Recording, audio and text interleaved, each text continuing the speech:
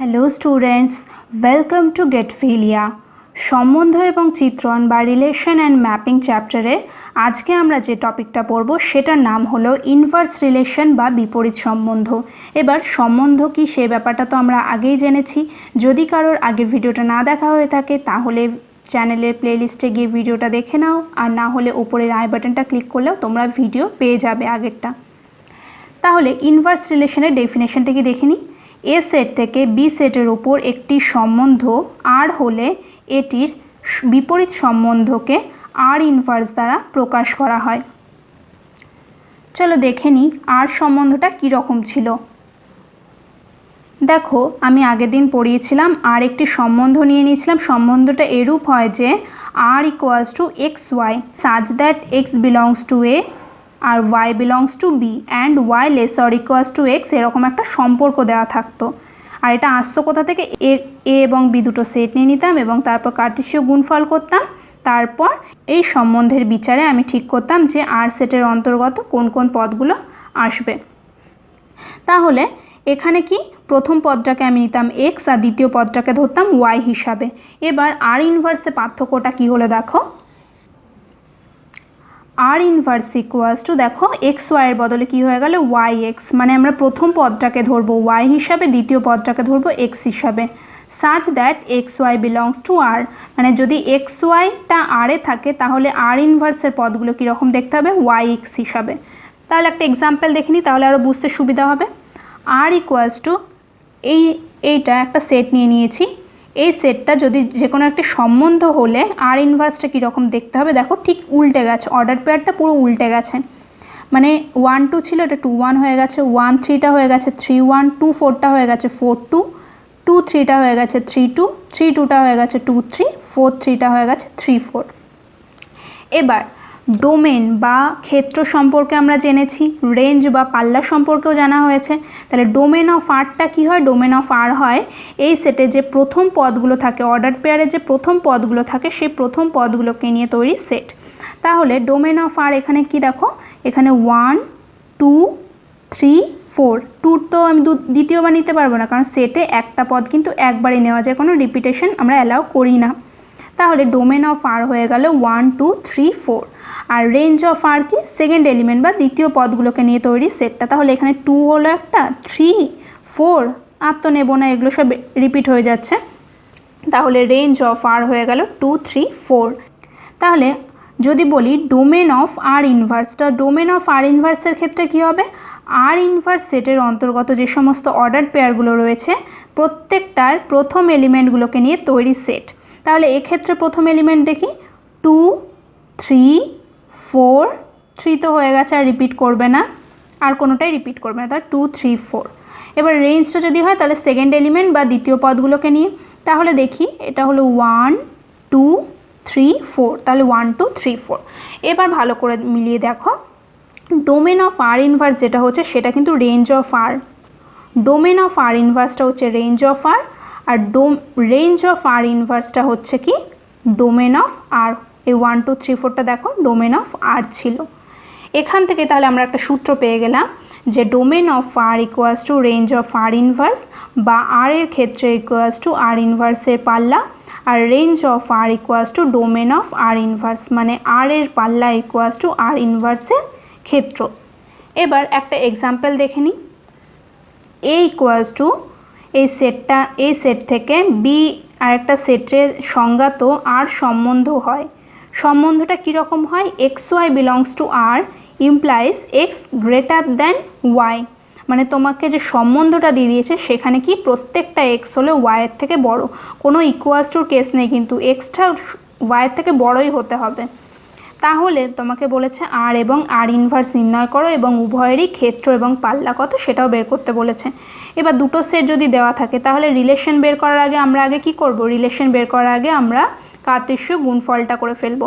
তাহলে এই এ cross B কত হচ্ছে দেখো, এটাই আসছে। তোমরা তো কার্টেসীয় গুণফল করতে শিখেছো, তো তোমরা মিলিয়ে নেবে। আর আমার যদি কোনো ভুল হয় তাহলে কিন্তু সেটা অবশ্যই কমেন্ট বক্সে জানাবে। তোমাদের যদি বই না থাকে কারোর কাছে তাহলে আমি কিন্তু ডেসক্রিপশন বক্সে প্রতিটা ভিডিও নিচে কিন্তু বইয়ের লিঙ্কও দিয়ে দিয়েছি, তোমরা ওখান থেকে গিয়ে বই ডাউনলোড করে নিতে পারো। এবার তাহলে চলে আসি আর সেটটা কীরকম দিয়ে দিয়েছে যে x Y such that x Y belongs to A cross B আর এক্স গ্রেটার দ্যান ওয়াই, এটাই তো তোমার গিভেন কন্ডিশন দিয়ে দিয়েছিল, যেটা তোমার প্রদত্ত যে সম্বন্ধটা সেটা তো তাই ছিল যে এক্স গ্রেটার দ্যান ওয়াই, তো ওটাই লিখেছি আমি সম্বন্ধের সেট বিল্ডার ফর্মে লিখে নিয়েছি ওটাকে। এবার এই এ ক্রস বি এর মধ্যে থেকে তুমি দেখো তো কোন এক্সগুলো ওয়াইয়ের থেকে বড়। এখানে এক্স ওয়ান, এটা ওয়াই হলো 3, এখানে এক্স ওয়ান, এখানে ওয়াই 1, এরকমভাবে বেছে বেছে দেখো। তো যেগুলো পেলাম দেখো এখানে এক্স, এই এক্সটা দেখো ওয়াইয়ের থেকে বড়, 2 1-এর থেকে বড়, 3 1-এর থেকে বড়, 4 1-এর থেকে বড়, 4 3 থেকে বড়, 5 greater than 1, 5 greater than 3, 5 greater than 4। তাহলে এই কটা এলিমেন্টই কিন্তু আমি পেয়েছি। তো তোমাদের যদি মনে হয় আমার এখানে কোনো ভুল হয়েছে, আরও কিছু এলিমেন্ট থাকতো, তাহলে তোমরা কিন্তু আমাকে অবশ্যই জানাবে। তাহলে চলে যাই পরের পার্টে। এবার আমাদের কি বের করতে দিয়েছে, এবার বলেছে যে আর এবং আর ইনভার্সকে নির্ণয় করো এবং উভয়েরই ক্ষেত্র এবং পাল্লা। তাহলে আর তো বেরিয়ে গেছে, আর ইনভার্সটা কী হবে, উল্টে যাবে, শুধু 2 1 ছিল ওটা 1 2 হয়ে যাবে, 3 1 ছিল 1 3 হয়ে যাবে, 4 1 1 4, 4 3 হয়ে যাবে 3 4, 5 1টা হয়ে যাবে 1 5, 5 3টা হয়ে যাবে 3 5, আর 5 4টা হয়ে যাবে 4 5। সেটাই দেখো করেছি। আর ইনভার্সটা তাহলে এখান থেকে বার করে নিয়েছি। এইবার তুমি বলো এখান থেকে যদি আমি আর এর আর আর ইনভার্সের ডোমেন আর রেঞ্জের মধ্যে সম্পর্কটা শিখলাম, তো সম্পর্কটা কী ছিল, ডোমেন অফ আরটা হয়ে যায় রেঞ্জ অফ আর ইনভার্স, আর রেঞ্জ অফ আর হয়ে যায় ডোমেন অফ আর ইনভার্স। তাহলে ওই পাতায় যাওয়ার থেকে ভালো আমি এখান থেকে দেখে নিই, ডোমেন অফ আর বার করতে বলেছে, তার মানে আমাকে রেঞ্জ অফ আর ইনভার্স, তাহলে রেঞ্জ অফ আর ইনভার্স মানে এস দ্বিতীয় পদ বা সেকেন্ড এলিমেন্টগুলোকে নিয়ে তৈরি যে সেটটা হবে সেই সেটটা। তাহলে এখানে হবে দেখো 2 3 4 5, ব্যাস, আর কিছু নেব না, কারণ একটা এলিমেন্টটা একবারে রিপিট হবে না। তাহলে domain of R equals to এই যে 2 3 4 5, এটাই রেঞ্জ অফ আর ইনভার্স। আবার যেটা ডোমেন অফ আর ইনভার্সটা কি প্রথম পদগুলো, তাহলে এটা হবে 1 3 4, 1 3 4, আর কিছু নেওয়া যাবে না কারণ রিপিট হচ্ছে। তাহলে এটাই হয়ে যাবে তোমার রেঞ্জ অফ আর। হয়ে গেছে। এই রকমই কিন্তু অঙ্ক আসে, রিলেশনের সেটের অঙ্ক, এগুলো কিন্তু খুবই ইজি। তোমরা অনেকে এই অঙ্কগুলোকে টাফ ভেবে ভাবো যে কোথাও অঙ্কগুলো করে দেওয়া আছে সেখান থেকে সব টুকে নিই, কিন্তু তোমরা যদি ভালোভাবে বুঝে করো না, তাহলে তোমাদের যদি পরীক্ষায় সবসময় যে বইয়ের অঙ্ক আসবে সেটা তো না, যদি কিছু অন্য অঙ্কও চলে আসে তোমরা কিন্তু করতে পারবে নিজে থেকেই, খুবই মজার অঙ্ক।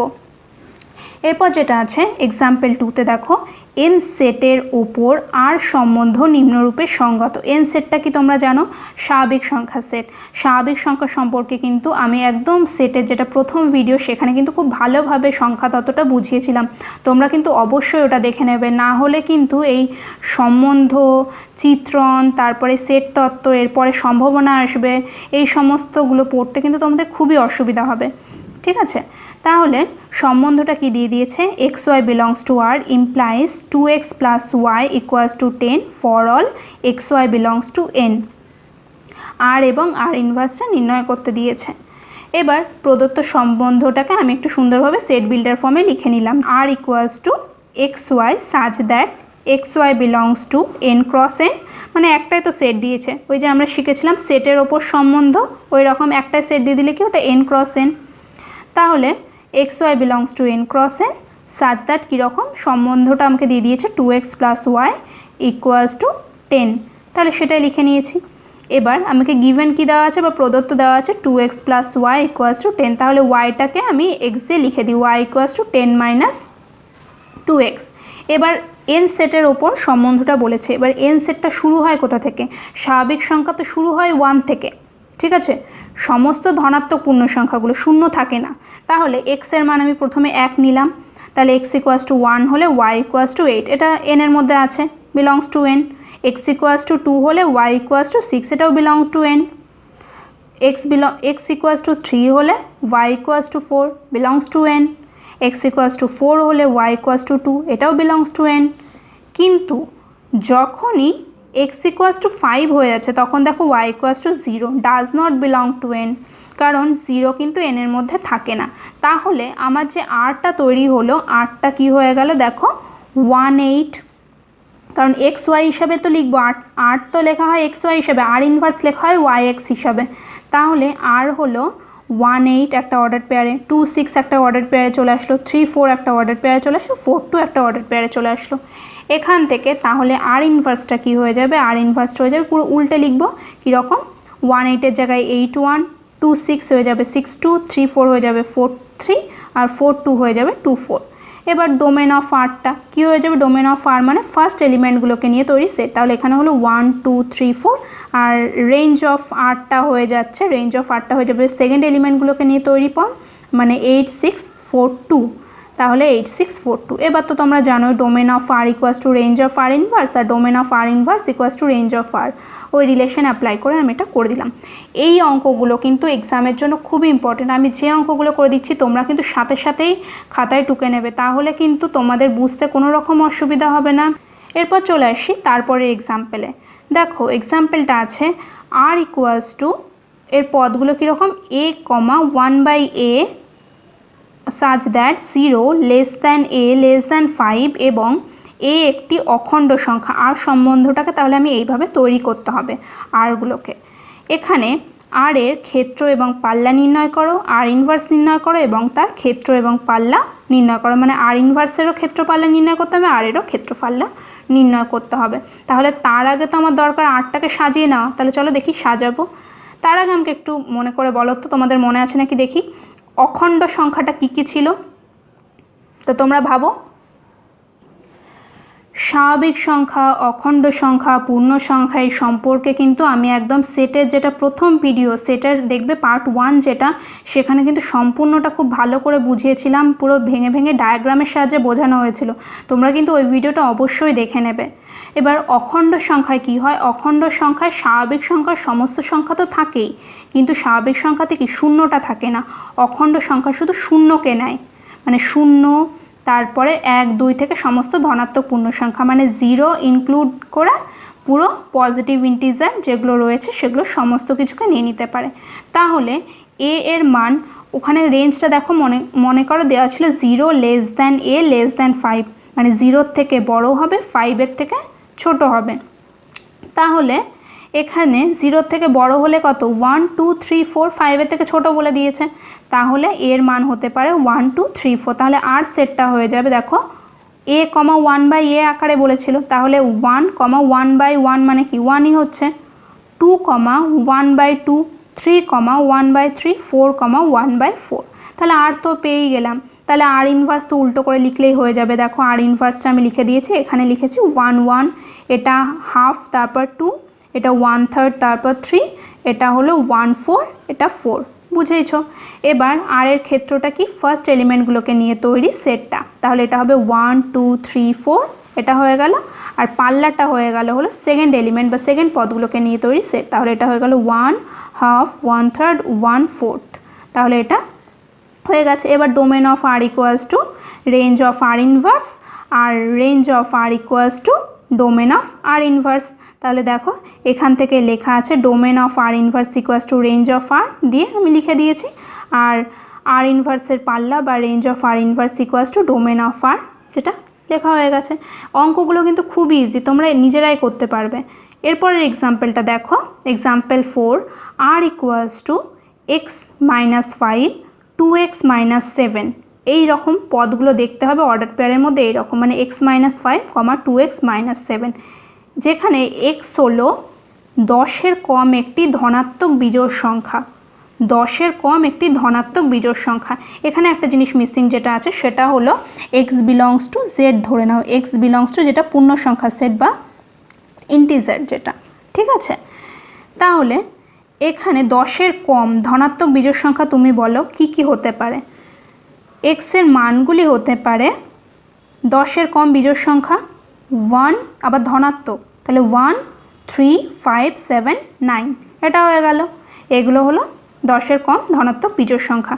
তাহলে এবার x এর মানগুলো, এই প্রত্যেকটা x এর মানগুলো আমি আলাদা আলাদা করে বসাবো। যখন 1 বসাবো তখন দেখো অর্ডার পেয়ারটা এরকম হবে, যখন 3 বসাবো তখন এই সম্পর্কে, যখন 3 বসাবো তখন অর্ডার পেয়ারটা এরকম হবে, এখানে যখন 5 বসাবো তখন অর্ডার পেয়ারটা এরকম হবে, 7 যখন বসাবো তখন দেখবে এরকম আসবে, 9 যখন বসাবো তখন এরকম আসবে।